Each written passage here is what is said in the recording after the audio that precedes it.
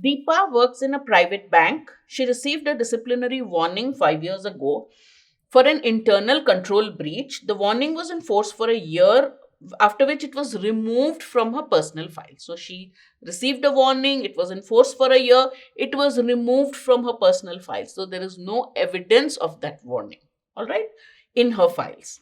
Now Deepa has decided to change her job and has received a very good offer from another bank. She did very well in the interview. She did not mention the disciplinary warning. The bank will do the mandatory background verification with her present employers, and she is worried. What is she worried about? She is worried that the disciplinary warning might be mentioned. What should Deepa do now? Okay, we have the facts of the case. She received a disciplinary warning, removed after a year in force, removed from her personal files, wants to change her job, didn't mention the disciplinary warning. There's going to be a background verification, and she's worried in case the bank, somebody who's with whom they are checking, might get to know about her disciplinary warning. What should she do now? Send an email to the management of the new bank explaining the reasons for her not mentioning the warning. Why would she do that? That would be acting a little too defensive, right? Why would she do that? If somebody asked on their own, if they came to know of the warning and asked you, why didn't you mention it in the interview?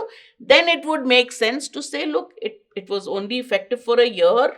I didn't think it was important. It was removed. I didn't think it was important. But why would you send an email? It's not there in the records. Why would you put it in the record and mention it to the new bank? That would be foolish, right? So A is out already. Send an email telling the new bank that the warning was unfair, which as she was not at fault. Now here you're just blaming your ex-employers.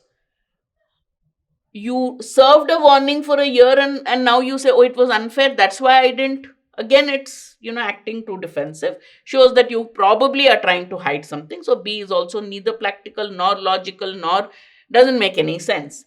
Plead with her present management not to mention the warning what her new employee when her new employees do the background verification.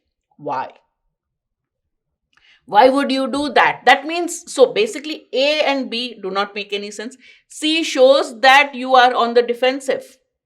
You have done nothing wrong. You've got a warning. You've served the warning period, right? So why would she have to do that? You don't know whether the person in the bank has even mentioned it. And why would you remind them of that?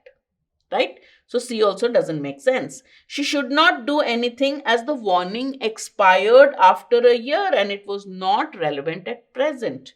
That's the answer. Why would you do anything? It expired in a year. That warning is out. It has been removed from the files. So as far as the bank and Deepa are concerned, that is not important. Therefore, D is the correct answer. I hope you got that right.